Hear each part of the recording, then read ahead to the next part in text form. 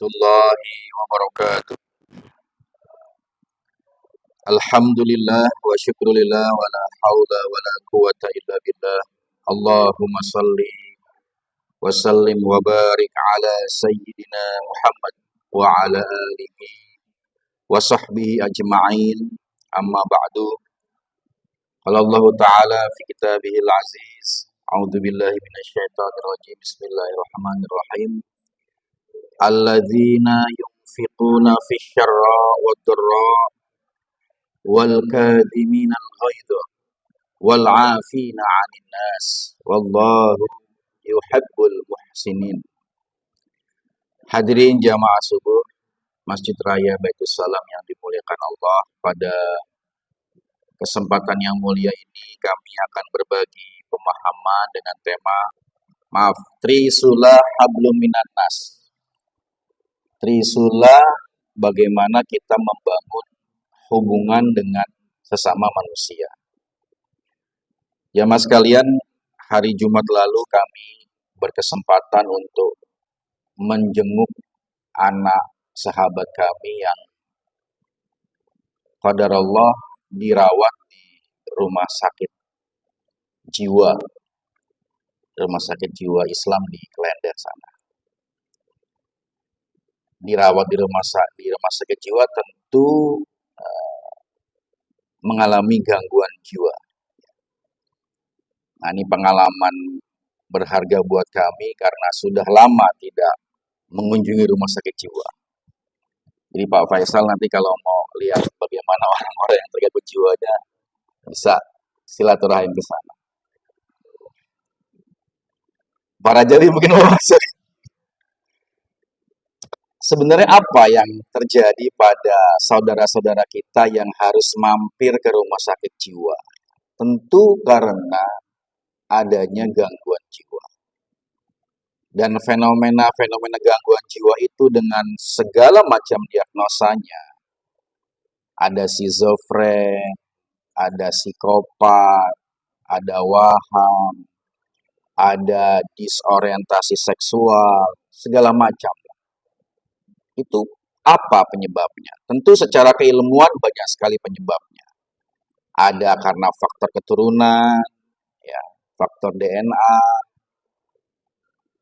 Namun lebih banyak didominasi oleh bagaimana seseorang yang kemudian harus mampir ke rumah sakit jiwa itu membangun relasi dengan sesama manusia.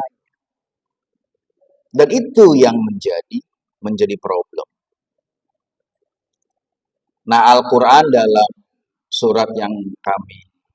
ayat yang kami sampaikan, Al-Imran ayat 134, telah memberikan satu rekomendasi tentang bagaimana sebenarnya kita bisa membangun relasi yang baik dalam hablum minan nas, itu sehingga kita relatif selalu berada dalam keadaan yang terjaga kesehatan jiwanya, sehingga tidak perlu mampir ke rumah sakit jiwa. Nah, tips rekomendasi yang pertama adalah dalam ayat tadi, alladzina yunfiquna fis-sarra wa dharra. Orang yang selalu berinfak dalam keadaan sempit maupun dalam keadaan yang lapang. Berinfak ini bisa kita maknai sebagai orang yang selalu memberi. Dalam konteks hubungan dengan sama manusia, kita harus memposisikan sebagai orang yang memberi. Apa yang diberi, ya apa yang bisa kita beri.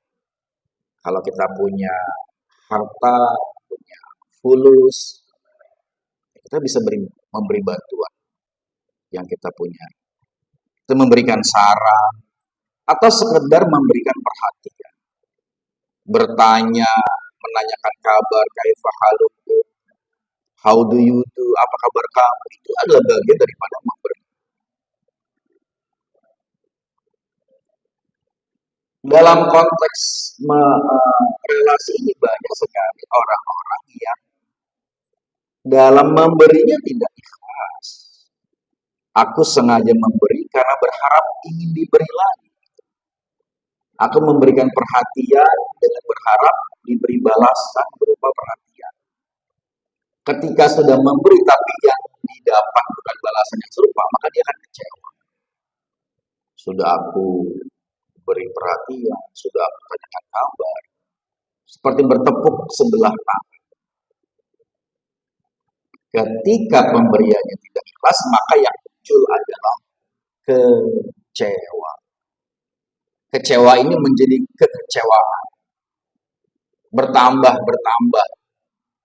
Maka dalam berkomunikasi, berelasi dengan orang lain, yang diukur adalah saya bisa memberi apa dan saya akan mendapatkan apa. Take and give. Atau give and take. Nah, Islam mengajarkan bukan give and take atau take and give. Islam mengajarkan only give. Islam hanya mengajarkan memberi saja tanpa harus berharap untuk mendapatkan balasan yang serupa. Tips yang kedua adalah wal kadhiminal ghair, orang yang menahan amarah. Nah, yang anak sahabat saya ini dia marah melihat orang tuanya berpisah. Dia marah melihat skripsinya dicuri materinya oleh sahabat-sahabatnya. Ketika kita berelasi dengan orang lain, pasti tidak ada yang mulus. Kita akan mungkin tadi menemui kekecewaan. Kita akan mungkin menemui orang-orang yang tidak menepati janjinya. Orang-orang yang hanya manis di mulut, tapi di perbuatannya tidak. Orang-orang yang bahasa Prabowo-nya itu orang-orang yang hanya omong-omong saja. Tapi tindakannya omdo, tindakannya kosong. Kita pasti akan menemui orang-orang yang seperti itu. Dan kita bisa marah. Kita semua di sini mungkin sudah pernah menjadi korban penipuan. Korban ditipu. Dan wajar kalau kita ini marah. Orang ditipu masa nggak marah? Nah, Islam mengajarkan wal kadhiminal ghair. Tahan amarah. Kelola amarah. Sabari amarahmu. Nah, kalau kemarahan ini tidak dikelola, maka dia akan berdampak menjadi gangguan jiwa. Setiap dari kita ini memiliki monsternya masing-masing. Coba deh kita ingat, kalau kita marah atau kita pernah marah, apa yang terjadi pada saat itu diri kita? Kita seperti monster. Apa saja mau dibanting, apa saja mau ditendang, apa saja mau dicaci maki. Kita nggak mau disentuh. Orang-orang terdekat saja mengajak kita bicara, rasanya ingin marah ketika kita tidak mampu mengelola emosi. Jadi kemampuan untuk mengelola emosi, mengelola amarah ini sangat ditekankan dalam Islam. Dan itu menjadi tips kita dalam membangun relasi dengan orang lain. Ada cerita lucu dari Gus Dur. Gus Dur itu orang yang suka ziarah ke makam orang soleh, ke makam tokoh-tokoh. Ditanya, kenapa Gus Dur kamu kok Anda kok suka berziarah ke makam orang yang sudah mati? Kenapa Anda sepertinya lebih suka bergaul dengan orang-orang mati? Ya nggak apa-apa, kata Gus Dur. Karena saya bergaul dengan orang-orang hidup, saya lebih banyak ditipu. Lebih banyak disakiti bergaul sama orang-orang hidup.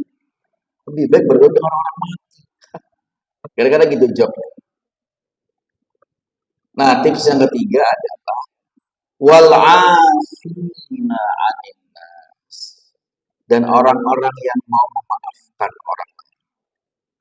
Tadi dalam kita bergaul dengan orang lain lebih banyak tidak enaknya. Karena itulah kita perlu memahami manusia itu makhluk yang unik, makhluk yang aneh, makhluk yang tidak bisa dipegang omongannya, makhluk yang suka berubah-ubah. Maka sebelum jauh melangkah, kita sudah masukkan pemahaman dalam diri kita. Aku maafkan engkau bahkan sebelum engkau berbuat salah. Apalagi setelah engkau berbuat salah. Memaafkan manusia lain. Nah, memaafkan manusia lain ini pada hakikatnya sebenarnya kepentingannya tidak untuk orang lain itu. Kepentingannya adalah untuk diri kita sendiri.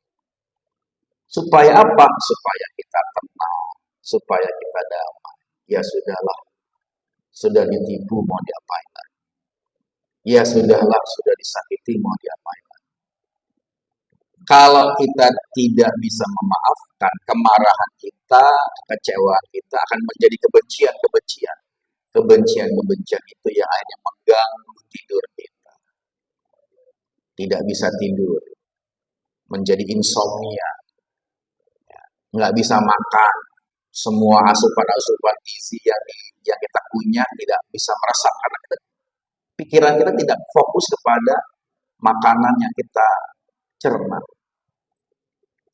Maka kita harus belajar untuk mau ikhlas memaafkan orang.